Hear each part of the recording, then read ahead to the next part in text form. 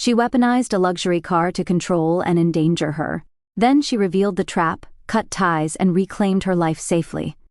In a high-rise apartment in Manhattan, Amy Wilson sat at her desk, concentrating on a design project with a looming deadline.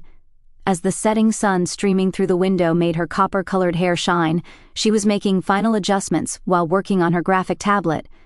Her workspace, as a freelance graphic designer working from home, was neat yet creatively stimulating. The sound of keys jangled and the front door opened as her husband, Richard, returned home. "I am back, Amy," he called out in a slightly tired voice. "Welcome home." Amy turned around with a warm smile. "How was your day?" Richard loosened his tie and sank into the sofa. "The usual 2 client meetings, 1 team meeting, and mountains of paperwork," he replied while pouring himself a glass of water. "How about you?" "I have nearly finished the logo design for the new client." Amy proudly showed him her work. "With a few more adjustments, I should be able to submit it tomorrow."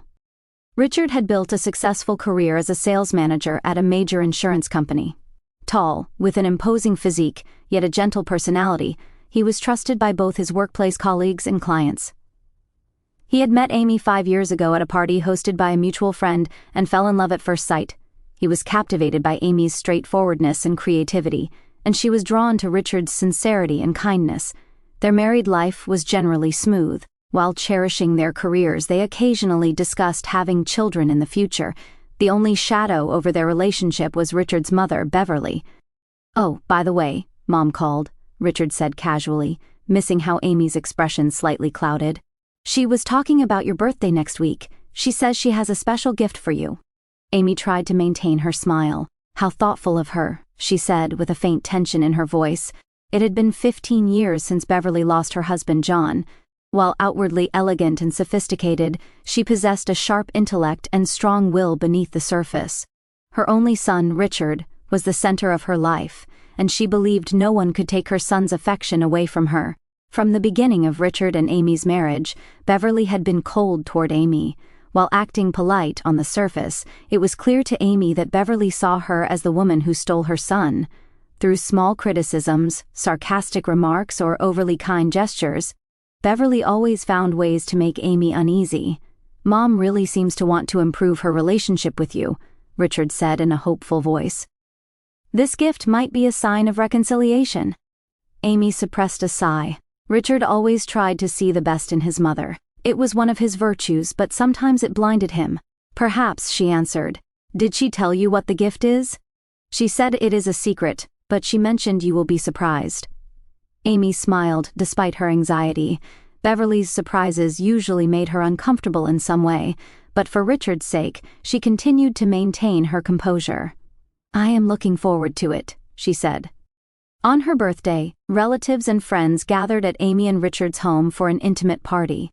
Though nervous, Amy felt reassured being surrounded by friends in her own apartment. Around 3 in the afternoon, the doorbell rang, and when Richard opened the door, there stood Beverly. With perfectly set silver hair and dressed in an expensive tweed suit, she exuded the dignity of a queen. "Thank you for coming," Richard embraced her. "Of course I would come." "It is Amy's special day," Beverly replied smoothly and turned to Amy. "Happy birthday, Amy." She kissed her on the cheek. The scent of her perfume was strong and almost suffocating. "Thank you, Beverly," Amy replied politely. "Now everyone," Beverly raised her voice to capture the attention of the entire room, "let us all go outside to see my gift for Amy. Everyone, come along." People followed her with curiosity and went out to the street in front of the apartment. There, a brand new red Mercedes-Benz S-Class was parked, gleaming in the sunlight. Amy gasped. It was undoubtedly a magnificent car, but at the same time she could not help feeling the intention of showing off and control behind Beverly's gift. "Do you like it?" Beverly asked in a sweet voice. "It is the latest model. I had it specially ordered." As the people around them expressed their admiration, she handed Amy the keys. "You should be grateful," she said with a smile, though the words carried the tone of a command. "It is wonderful." "Thank you," Amy responded as expected by those around her. While complex emotions swirled inside, she maintained the smile she had cultivated as a professional designer. Richard's face was beaming with surprise and joy. "This is really amazing." He embraced Beverly again. Amy, what do you think? Is not it wonderful? Amy looked at the car, feeling a vague uneasiness. What was behind this lavish gift? Yes, it is unbelievable, she answered honestly. Indeed, it was unbelievable that Beverly Wilson would give something without expecting anything in return. A week after the birthday party, Amy returned from shopping in her compact car and looked up at the gleaming red Mercedes-Benz parked next to her in the apartment parking lot. That car, which she had never driven, continued to shine like a red warning light at the corner of her vision. Carrying heavy shopping bags in both hands, Amy headed toward the elevator and thought. Richard had already asked several times about why she was not using his mother's gift. Each time, she had made excuses like, "My current car is fine," or "It takes time to get used to it." She could not tell him the real reason. She did not believe this gift came from genuine goodwill. Back in the apartment, there was a message from Richard on the answering machine. "I will be late tonight. I have a dinner with clients. Do not worry. Love you." Amy put down her shopping bags and looked down at the red Mercedes through the window. She thought, this is her chance. I have time to check out that car. Determined, Amy went back down to the parking lot. She took out the keys and approached the car. After making sure there were no eagle-eyed surveillance cameras, she did not think Beverly would go that far, but just to be safe, she opened the driver's door. Sitting inside, the smell of luxury leather hit her nose. Everything looked perfect, the shine of the dashboard, the texture of the seats, the sophisticated design of the control panel. But when she inserted the key into the ignition and started the engine, she felt something was off. The engine's sound seemed slightly irregular. A faint vibration traveled through the steering wheel to her hands. Amy, with no experience of luxury cars, could not judge whether this was normal.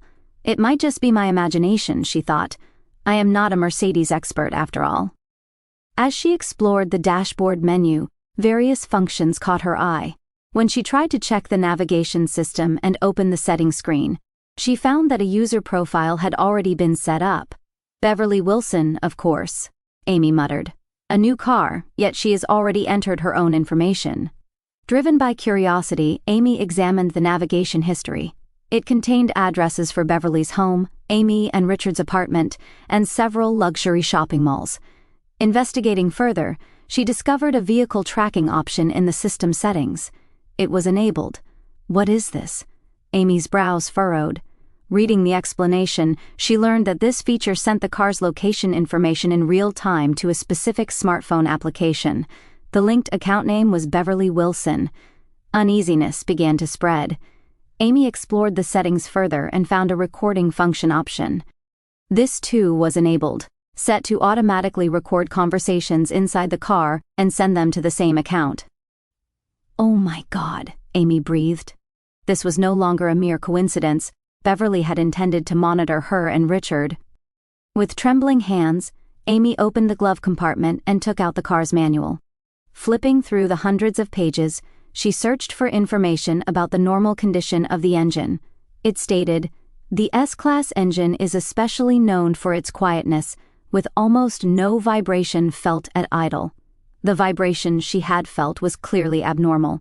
Amy listened carefully to the engine again. Indeed, a slight, irregular sound could be heard. To investigate further, Amy took out her smartphone and searched for Mercedes-Benz S-Class engine abnormality. Reading several forums, she learned that engine troubles could lead to serious problems. Next, she checked the vehicle information screen on the dashboard to verify the car's history. What she discovered was shocking. This car was not new. The sale date was 6 months ago. "This cannot be," Amy said aloud. Beverly had claimed it was the latest model and that she had specially ordered it. To investigate further, Amy noted down the car's vehicle identification number and accessed an automobile history report service on her smartphone. After paying the fee with her credit card and downloading the report, the terrible truth was revealed. The car was actually used and had an accident history. The previous owner had an accident on the highway, causing serious damage to the front end. It had been repaired, but crucial parts of the engine had not been completely restored. The report warned, potential for serious problems during long-distance or high-speed driving. Amy's hands trembled. This was not just a generous gift. Beverly had given her a dangerous car and intended to monitor her movements. In the worst case, this car could involve Amy in a serious accident. She turned off the engine and got out of the car. As the cool night air caressed her face, Amy thought about how to tell Richard about this horrifying discovery. He deeply loved his mother. Would he believe such a conspiracy? Back in the apartment, Amy decided to start gathering evidence. She took photos, printed the report, and captured screenshots of the recording function and tracking system settings. She would need irrefutable evidence to show Richard the truth. That night, lying in bed, Amy stared at the ceiling. Now that she knew the true purpose of Beverly's gift, she had to act to protect herself and her husband. But she still needed to proceed cautiously. She had to find a way to escape this dangerous situation without hurting Richard's feelings. On a weekend morning, Richard stood by the window with a coffee in hand, looking down at the parking lot. His eyes fell on the red Mercedes-Benz, bathed in the morning sunlight. He took a slow sip of coffee, deep in thought. "It is strange," he turned to Amy, who was sitting on the sofa. "It has been 2 weeks since we received that car, and you have not driven it once." Amy looked up from her laptop screen and chose her words carefully. "Yes, I still need time to get used to it. Mom has been calling almost every day." Richard sat down on the sofa next to Amy, asking, "Does Amy like the car? Is there any problem?" She seems concerned. Amy took a deep breath. For the past few days, she had been calculating the timing to tell Richard the truth. The evidence she had gathered was irrefutable: the car's accident history, the engine problems, and most terrifyingly, the surveillance system installed in the car. But considering Richard's relationship with his mother, bringing up this issue was difficult. "Beverly probably thinks I am happy with the car," Amy said cautiously. "But you are not, are you?" Richard looked straight into Amy's eyes. "There is something you are not telling me. Lately you have seemed uneasy, and even more tense when it comes to my mother." Amy clenched her jaw. "Richard, there is a problem with that car." "A problem? What kind of problem?" "It is easier to show you than explain." Amy stood up. "Let us go to the car." They descended to the parking lot in silence. Amy's heart was pounding. She understood that what was about to happen might change Richard's life forever. Standing in front of the red Mercedes in the parking lot, Amy took out the keys. "Get in and see for yourself," she said. Richard, with a skeptical expression, opened the driver's door. "What exactly am I looking for?" "Start the engine first," Amy said as she sat in the passenger seat. Richard inserted the key into the ignition and started the engine. He was not a driving expert, but he had opportunities to ride in luxury cars for work and knew the normal condition of a Mercedes-Benz S-Class. His expression began to cloud. "The sound is strange," he said. "I can feel vibrations too." "Yes, that is not the sound of a new car," Amy said. "Especially for a luxury car." Richard placed his hand on the steering wheel, frowning as he felt the subtle vibrations of the engine. "It is definitely off, but Mom said it was new." "Let us start with that." Amy took out her smartphone and opened the vehicle history report she had saved. "Look at this." Richard took the smartphone and stared at the screen. Amy could see the color draining from his face. His voice trembled. "This car has an accident history, and it says it was sold 6 months ago.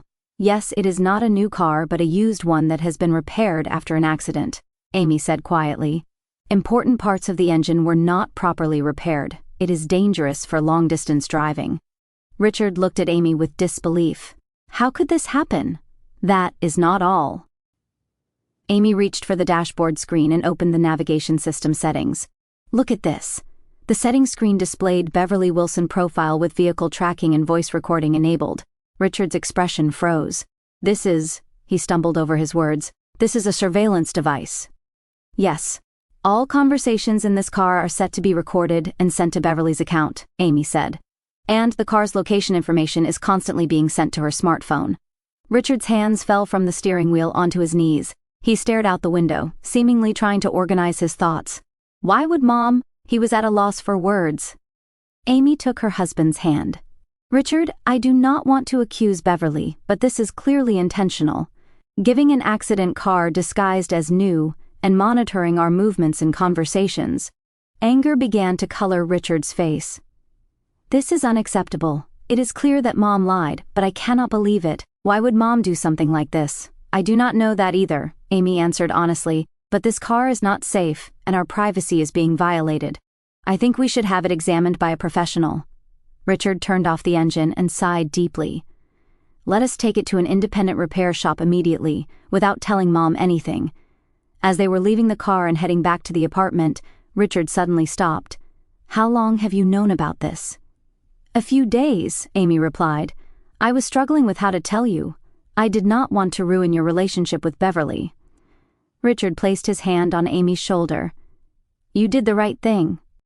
"This is shocking, but I needed to know the truth." Determination shone in his eyes. "If Mom really did this, I will have to reconsider my relationship with her." While riding the elevator, Richard quietly said, "Since childhood, Mom has been deeply involved in my life. I thought she was overprotective, at times, but I never expected her to go this far." He managed a bitter smile. "Mom always had high standards for my marriage partner, but I chose you, and I am still proud of that choice." Amy squeezed her husband's hand. "We will get through this together." Back in the apartment, Richard picked up the phone and contacted a reputable local auto repair shop. "I would like you to look at a car first thing tomorrow morning. Would that be possible?" He did not explain the details, simply stating there were safety concerns. After hanging up, Richard gazed at Amy and smiled sadly. "I am thankful you did not drive the car, if anything had happened." Amy nestled against her husband, resting her head on his arm. "What are we going to do now?" "First, we need to get an accurate assessment of the car's condition," Richard said with determination. Then, a conversation with Mom. The evening light streamed through the window, bathing the room in a red glow. That red light reminded them of the dangerous gift parked in the lot below. The next morning, Amy and Richard woke up early and drove the red Mercedes to Morrison Auto Repair Shop. It was a reputable independent shop that Richard had called for an appointment. Both were quiet, anxious about what might happen. Upon arrival at the repair shop, an older gentleman with elegant gray hair greeted them. "I am Tom Morrison, the one you called," he said, extending his hand. "Richard Wilson, and this is my wife, Amy," Richard responded nervously. "We are concerned about this car." Morrison studied the red Mercedes with dignified eyes. "What symptoms are you experiencing?" "The engine sound is odd," Amy explained, "and we would like to confirm if this is really a new car." Morrison raised an eyebrow but asked no further questions, getting straight to work. "Let us start with a computer diagnosis, then we will take a closer look at the engine." Amy and Richard waited in the shop's office space, coffee cup in hand. Richard stared out the window. "I cannot believe my mother would do something like this," he finally spoke, "especially something that would put your safety at risk." Amy placed her hand over his. "We cannot say anything for certain yet. Let us wait for Mr. Morrison's diagnosis." About 1 hour later, Morrison returned to the office. His expression was grim, and he held a detailed diagnostic report in his hand. "I have something I need to tell you both," he said as he sat down. "This car is not new. It has been at least 9 months since manufacture." Richard leaned forward. "And the condition of the engine?" Morrison sighed deeply. "To be frank, it is dangerous. The engine mounts have been improperly repaired, and several critical components are not original parts. With high speed or extended use, the engine could completely fail. In the worst case, it could stop while driving, potentially causing a serious accident." A chill ran down Amy's spine. This was exactly what she had suspected. Morrison continued, "I also found unusual electronic devices in the car." He produced another document, a surveillance device linked to the navigation system. "It is quite sophisticated, not something an amateur would install." The color drained from Richard's face. "So, it was deliberately installed?" "Without a doubt," Morrison nodded. "These kinds of devices are not typically installed by used car dealerships. Someone must have specially ordered it." Amy saw Richard's expression harden. There was a complex mix of anger and sadness there. "Thank you, Mr. Morrison," Richard said quietly. "Could we have this in writing? The detailed diagnosis and its dangers?" Morrison showed understanding. "I also recommend leaving the car here until you decide what to do with it. It should not be driven in this condition." After leaving the keys with Morrison and riding the elevator back, Richard suddenly punched the wall. "Why?" His voice trembled with anger and sadness. "Why? Why would Mom do something like this? Amy embraced her husband. She had no answers. She could only support his wounded heart.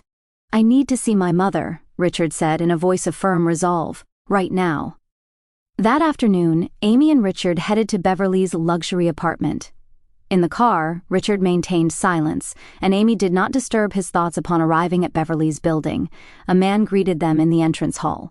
Mr. and Mrs. Wilson, welcome, he said cheerfully. Shall I announce you to Mrs. Wilson? No, it is a surprise. Richard forced a smile. Mother will be delighted to see us. They took the luxurious elevator to the top floor and stood in front of Beverly's penthouse door. Richard rang the doorbell, and soon Beverly herself opened the door. Richard, Amy, what a lovely surprise, she said, feigning delight. However, her eyes quickly noticed the stern expressions on their faces, and her smile faded. Is something wrong? Let us talk inside. Richard's voice was cold. Beverly anxiously led them to the living room. Shall I make some tea? No, thank you, Amy quietly replied.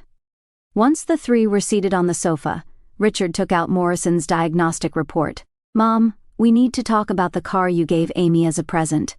Beverly tensed momentarily but quickly composed herself. That wonderful car? Did Amy like it? You said it was new. Richard looked straight into her eyes. Of course, Beverly smiled. I specially ordered the latest model.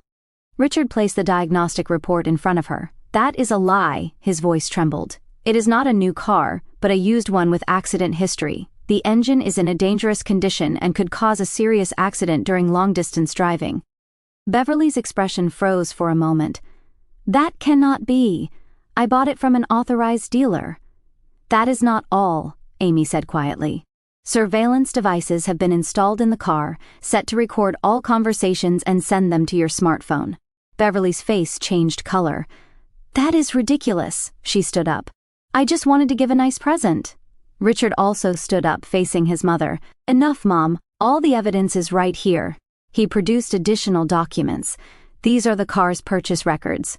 You bought this car from a used car dealer and had surveillance devices installed after it was repaired. The color drained from Beverly's face. She collapsed back onto the sofa and remained silent for a while. Finally, she looked up. There was a coldness in her eyes that they had never seen before. You deserve a better woman, she said to Richard. This woman is manipulating you.